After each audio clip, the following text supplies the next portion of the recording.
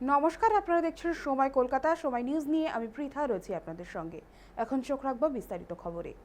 তারাতলার brace bridge সংলগ্ন নির্মীয়মান গুদামে ধসের ঘটনায় বৃহস্পতিবার সকালেও চলছে উদ্ধার কাজ।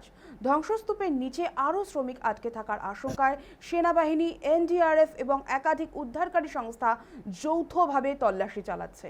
এ বিষয়ে আরও বিস্তারিত জানবো। পরিস্থিতিটি কি তারাতলায় এখন জানবো। সঙ্গে রয়েছেন আমাদের প্রতিনিধি শৌভিক সান্যাল। শৌভিক, এই মুহূর্তে তারাতলার ঠিক কি পরিস্থিতি, কতটা দ্রুত এগোচ্ছে উদ্ধার কাজ? তারাতলা এলাকায় একটি নির্মীয়মান বাড়ির গুদামের ছাদ ভেঙে পড়া বড়সড় দুর্ঘটনা ঘটে।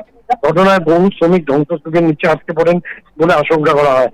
দুর্ঘটনার পর থেকে কিন্তু যুদ্ধকালীন তৎপরতা উদ্ধার কাজ শুরু হয়। বুধবারই ধ্বংসস্তূপের নিচ থেকে বেশ কয়েকজন উদ্ধার করা হয়। বৃহস্পতিবার সকালে এনডিআরএফ এর দলের সদস্য আরো দুজনকে উদ্ধার করতে সক্ষম হন। উদ্ধার কাজে সেনাবাহিনীর বিশেষ প্রযুক্তি ব্যবহার করা হচ্ছে। সেনাবাহিনীর পক্ষ থেকে ধ্বংসস্তূপের নিচে বিশেষ ক্যামেরা পাঠিয়ে ভেতরে পরিস্থিতি পর্যবেক্ষণ করা হচ্ছে এবং সম্ভাব্য অবস্থানগুলি চিহ্নিত করা হচ্ছে। সেই চিহ্নিত স্থানগুলি ধ্বংসস্তূপ ভাঙার কাজ শুরু হয়েছে। ল্যাপটপের মাধ্যমে ধ্বংসস্তূপের ভেতরে ছবি পর্যবেক্ষণ করে উদ্ধারকারী দল আটকে পড়া ব্যক্তিদের সন্ধান করার চেষ্টা চালাচ্ছে। উদ্ধারকারী সংস্থাগুলি আশা করছে আধুনিকরণ প্রযুক্তির সাহায্যে দ্রুত ধ্বংসস্তূপের নিচে আটকে থাকা ব্যক্তি খুঁজে বের করে সম্ভব হবে। উদ্ধার অভিযান এখনো জোর কদমে চলছে বলেই সূত্র মারফত খবর।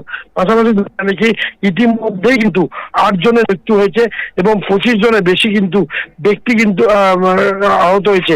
আহতদের এসএসকেএম হাসপাতালে কিন্তু ভর্তি করা হয়েছে বলেই দেখা যাচ্ছে এবং চিকিৎসায় বেশ কয়েকজন এর মধ্যে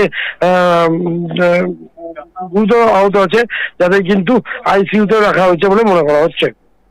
ধন্যবাদ শৌভিক আমাদের সঙ্গে থাকার জন্য। এদিকে মৃতের সংখ্যা ক্রমাগত বাড়ছে।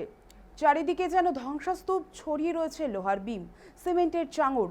বুধবারে রাতভর উদ্ধার কার্যের পর সকালেও চলছে অপারেশন।